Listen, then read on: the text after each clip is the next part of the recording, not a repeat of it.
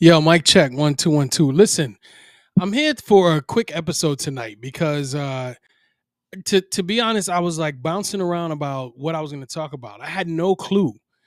I'm just like in what do you call that? I'm having a brain fart. I got a bunch of ideas listed and all that other stuff, but I said let me just get on here real quick and tell you what's been on my mind about the future and all of the things that I keep talking about. So I just want to start off by saying my main point.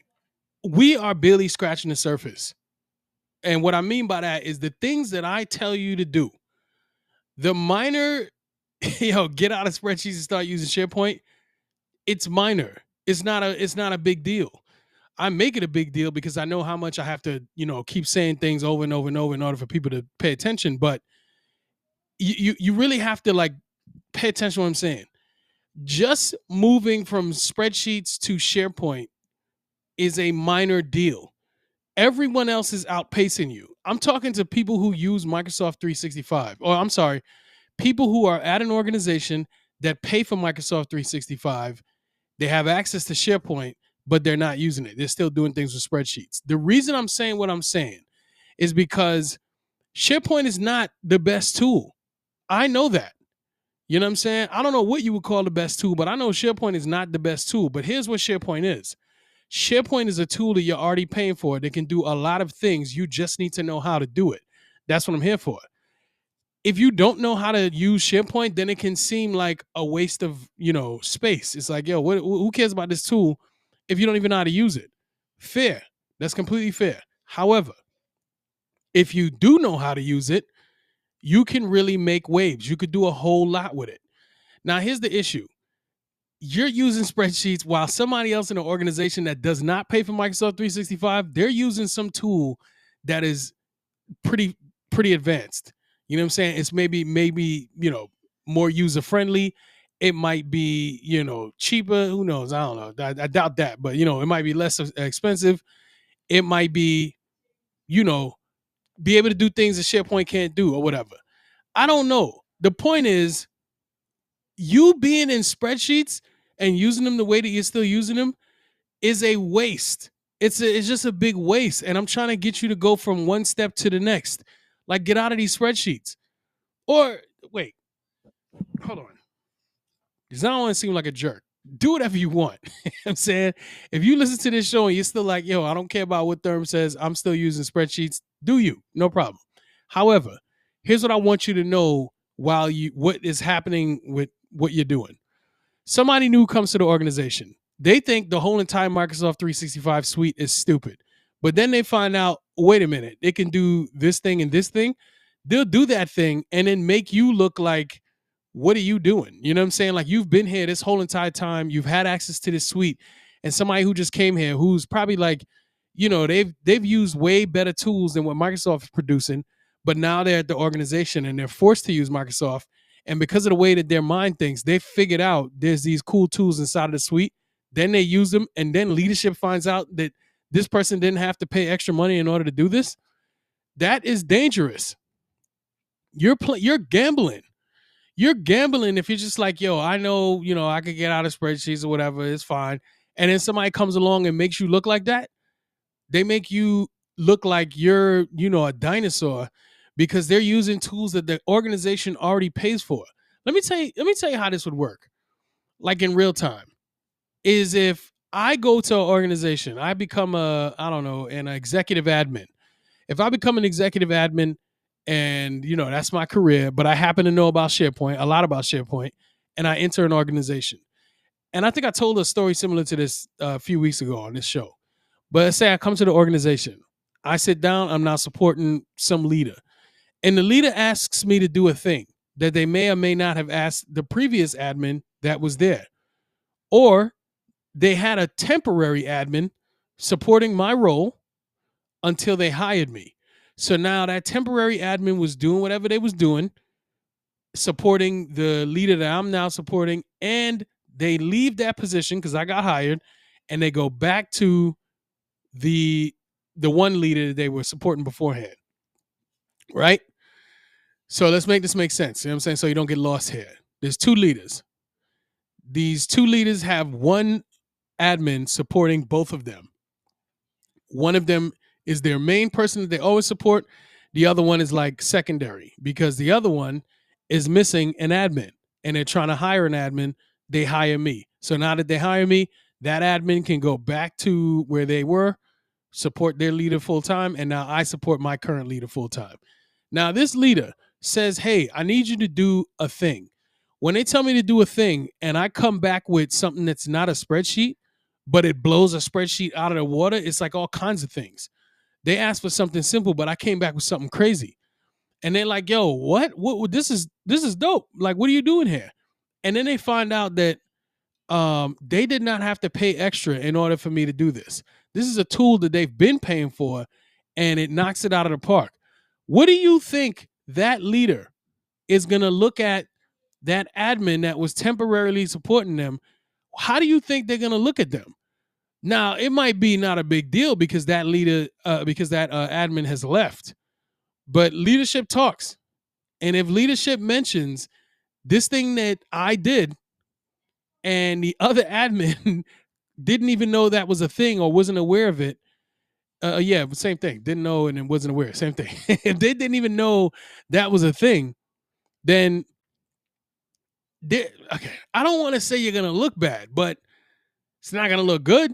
You know what I'm saying? They're not gonna be like, oh, it's okay, don't worry about it. Or maybe they will say that out loud, but at the end of the day, they have missions to accomplish. They have goals to reach. They have things that need to get done. And if you are sitting at this organization, you have access to the same tools and are executing the similar tasks, you're going to look like you can't compete with me when I show my leader the things that they can do with the tools that are here. And again, I'm telling you, it's a very big deal when they find out that I didn't go use some third-party tool. I'm using a secure tool that we already pay for, which is SharePoint. I'm telling you, the things that I talk about is so low-hanging fruit. It's not like a big deal for you to, on Monday, be using a spreadsheet, and then come Friday, you have now removed yourself from the spreadsheet world. It's not a big deal. You could talk to anybody that's used my, that's taken my risk register training, right? Matter of fact, there was I wish I could pull up his name, but somebody sent me a message after taking the risk register training, and it was like, yo, before I do anything, I now think, can SharePoint do that? I'm using SharePoint for everything. Another person hit me. I had a what's that called? I had a meeting with him. I couldn't think of the word meeting. I had yeah, it was a meeting, but I'm trying to say a different word. I had a Teams meeting with him to say that I had it over. I was able to see video. Didn't record it because I'm a clown. Didn't write it down because I'm a clown. I should have, but he said that his boss was like, yo, this is what's up. You know what I'm saying? Like, I love this. After they took my risk register training and implemented it. The reason I'm saying that is because what I show you there is very specific. You want to build a risk register in a spreadsheet? I'm like, don't do that. Do it in SharePoint instead. And then when you do that, you get to see some of these features that SharePoint has. You use it for the risk register.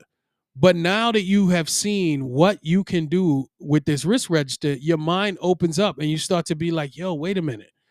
If I could do this for the risk register, then I could do this and I could do that and all this other stuff. Yes, it is true.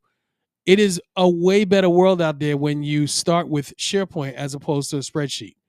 And again, I need to stress, SharePoint is not the best tool, but it is a powerful tool and a really good tool and a tool you already pay for.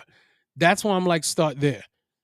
I mean, obviously, if you had a Microsoft 365 organization, an organization that pays for Microsoft 365, let's get you started with SharePoint, and then we get back to spreadsheets. And when I say get back to spreadsheets, what I really mean is you export your data out of SharePoint and manage it and run metrics and stuff in spreadsheets. But still, the single source of the truth is in SharePoint. I'm telling you, you got so many more things to worry about.